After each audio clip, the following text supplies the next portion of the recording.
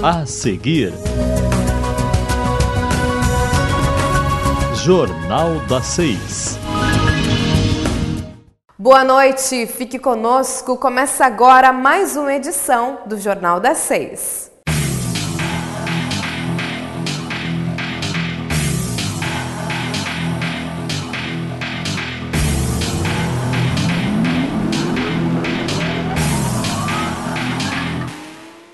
Seis, 7, 8 anos de espera. Muitas famílias gaúchas passam por períodos longos como esse até realizar o desejo de adotar. Ontem à tarde, na Assembleia, em Porto Alegre, uma comissão especial discutiu a demora no processo de adoção e as possíveis soluções para o problema. Segundo o ECA, a prioridade de guarda de crianças e adolescentes acolhidos em abrigo é da família biológica. Mas a lei prevê um prazo para o juiz decidir se haverá ou não uma destituição do poder familiar. Os entraves nesta etapa são um dos motivos para a demora no processo de adoção. Se nós vamos estabelecer o estatuto, ele vai falar numa tramitação da destituição em 120 dias. Esse tempo nós não conseguimos atingir, por uma série de motivos, às vezes até pela dificuldade de localizar a mãe, de localizar o pai. Mas a questão principal para a demora na adoção é o perfil exigido pelos adultos registrados no Cadastro Nacional.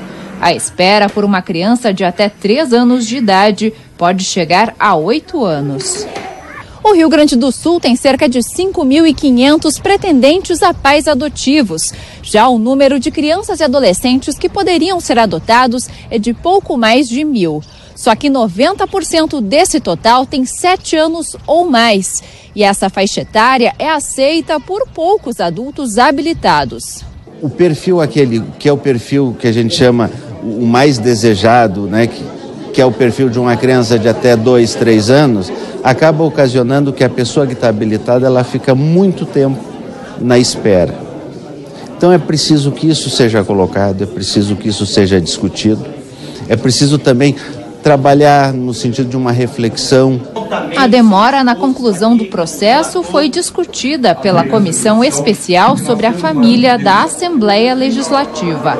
Convidado do encontro, o juiz da Vara da Infância e da Juventude de Recife, Hélio Braz, trouxe a experiência da capital de Pernambuco, onde uma campanha buscou a conscientização sobre a adoção tardia. Normalmente as famílias desejam ter um filho e por conta de não ter, às vezes, um projeto bem desenhado, pedem uma criança pequena. E quando conhecem uma criança maior, se apaixonam por uma criança maior e desistem daquele sonho, daquela idealização excessiva de um bebê, que muitas vezes ele nem tem tempo para cuidar de um bebê, são pessoas que trabalham.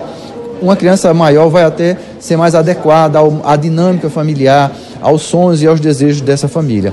O ECA prevê no máximo 2 anos de acolhimento institucional, mas a realidade é que grande parte das crianças e dos adolescentes nos abrigos permanecem até a maioridade.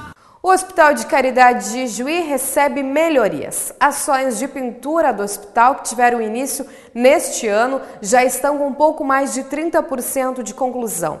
Mas a instituição ainda precisa da sua ajuda. A campanha comunitária HCI 80 anos, Cara Nova, iniciou em julho de 2015, visando a pintura das fachadas de 4 blocos do complexo hospitalar no ano em que comemorava seus 80 anos. De acordo com a arquiteta, o projeto de pintura está 35% concluído. O projeto, então, a campanha iniciou com a comunidade em parceria com as lojas da cidade no ano passado. No início desse ano nós fechamos a campanha com as lojas para conseguir ver o que foi arrecadado, o número total que nós imaginávamos que precisam para pintar os 4 blocos principais do hospital, gira em torno de 308 galões de tinta de 18 litros. Com a campanha nós conseguimos arrecadar 26%, em torno de 80 galões de tinta. Então a ideia é pintar o bloco 1 e o bloco 2 do hospital com esse número de tinta. E fazer um trabalho nas fachadas, usando cores que foram definidas, então, padronizadas pelo hospital, usando texturas e as cores, então.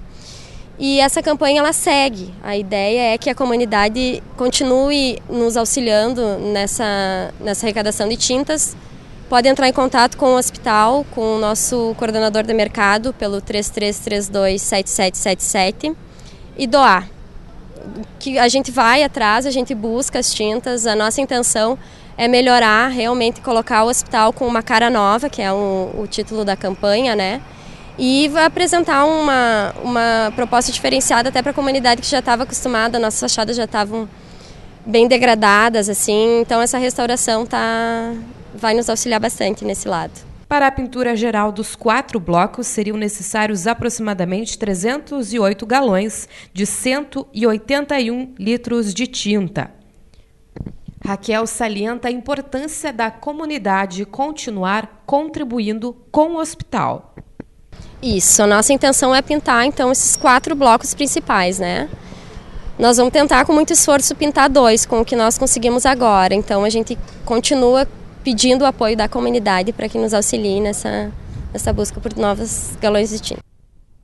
As doações podem ser feitas através do telefone 3332-7777 ou 9141-2319, com o coordenador de mercado do HCI.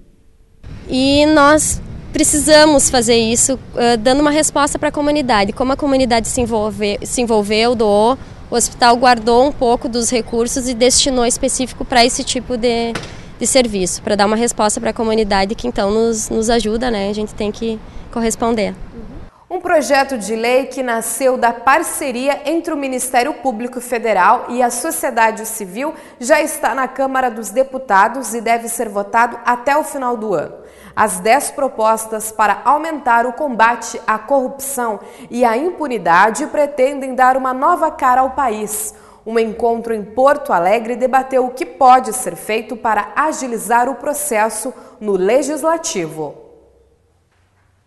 Quando o assunto é corrupção, este é o sentimento das pessoas. Eu acho uma pouca vergonha. Vai se passando o tempo e nada é feito. É brabo, né? O negócio assim é muita... Eles estão roubando muito, né? Tirando das pessoas que precisam mais, né? Tanta indignação resultou em 2 milhões de assinaturas de vários representantes da sociedade civil em apoio ao projeto de lei do Ministério Público Federal contra a corrupção pública e privada no país. Nesta segunda-feira, uma reunião definiu estratégias para agilizar a proposta, que tramita no Congresso Nacional desde março de 2016.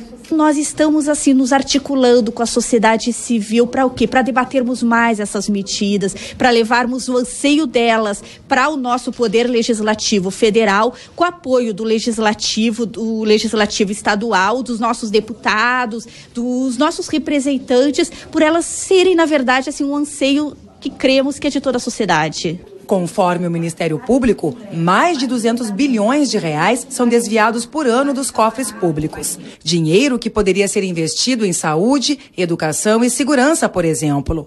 O PL 4850 reúne 10 medidas de alterações legislativas para combater esse crime. Entre elas, a criminalização do enriquecimento ilícito de agentes públicos, o aumento das penas e crime hediondo para a corrupção de altos valores, celeridade nas ações de improbidade administrativa, responsabilização dos partidos políticos e criminalização do Caixa 2, prisão preventiva para assegurar a devolução do dinheiro desviado. Entidades empresariais também colaboraram com a elaboração do projeto e do abaixo-assinado. Acho que é muito importante as empresas também, não só pessoas físicas, mas pessoas jurídicas estarem envolvidas nesta ação em prol de uma sociedade como um todo. Nós representamos não apenas empresas de TI, mas uma sociedade também. A expectativa é de que a proposta seja votada pela Câmara dos Deputados em 9 de dezembro, Dia Internacional de Combate à Corrupção. E falando em política, o doutor em Direito, professor Gilmar Bedin, explicou as principais novidades nas regras eleitorais para 2016. Falou sobre as coligações municipais e ainda a importância do eleitor ser um fiscalizador. Confira. A Lei número 13.165 de 2015, conhecida como Reforma Eleitoral 2015, promoveu importantes alterações nas regras das eleições deste ano ao introduzir mudanças, além de mudanças nos prazos para as convenções partidárias, filiação partidária e no tempo de campanha eleitoral, que foi reduzido, está proibido o financiamento eleitoral por pessoas jurídicas. Na prática, isso significa que as campanhas eleitorais deste ano serão financiadas exclusivamente por doações de pessoas físicas e pelos recursos do fundo partidário. As mudanças para esse pleito eleitoral dizem respeito, por um lado, ao financiamento, que não pode mais ser feito por empresas, e o período propriamente eleitoral, que é reduzido de 60 dias para 45 dias. Essas duas mudanças, elas tendem a ter um impacto bem significativo sobre as eleições. Deve reduzir significativamente o número de candidatos e deve também tornar as eleições, vamos dizer assim, as candidaturas, os processos eleitorais, bem mais acessível do ponto de vista econômico. Então, são mudanças que devem ter um impacto bem significativo já nas eleições agora para prefeitos municipais. Em Ijuí, nós temos 2 candidatos a prefeito, sendo Bira Teixeira, do PT, tendo Jean Arais, do PSB, como candidato a vice. Do outro lado, temos Valdir Reck como candidato a prefeito e vice Valdir Zardim, do PP. É um quadro bastante complexo, eu diria, de convergência de algumas possibilidades ideológicas, mas a grande maioria de uma certa contradição. Isso também revela, de uma certa maneira, por um lado, a fragmentação do quadro político partidário do Brasil e uma certa crise deste quadro que, de uma certa maneira, não tem uma grande identidade ideológica. Os partidos, de forma sazonal, vão fazendo as suas coligações sem levar muito em consideração em que campo político estão atuando. Então, nesse sentido, é possível verificar, às vezes, partidos que têm uma proposta mais à direita se juntando com partidos que têm uma proposta mais à esquerda, tipicamente de um momento de fragmentação partidária. Aqui no nosso município, pelo que eu tenho informações, teremos 2 candidatos, um com uma coligação um pouco mais identificada, mais à esquerda, e o outro candidato com uma ampla coligação, que envolve partidos de diversas matrizes e que tende a tornar depois o processo de governo real, sendo vitoriosa eventualmente essa candidatura, bastante complexa a sua administração. Dr. Bedin enfatiza os reflexos da situação do Estado, e principalmente da política do país nas eleições municipais. Com certeza, nós vivemos hoje, de uma certa maneira, um colapso do sistema partidário. Seja, por um lado, pela grande fragmentação que o sistema partidário adquiriu nos últimos anos, por exemplo, com a não existência de uma cláusula de barreira que levaria a uma certa densidade dos partidos, seja, por outro lado, como o financiamento das campanhas vinham sendo feitas. Como, por exemplo, um partido vai transferindo por outro recursos para a campanha, assim por diante. Então, de fato, vamos dizer assim, todo esse sistema partidário brasileiro, ele tem nuances nacionais, regionais e, obviamente, também locais.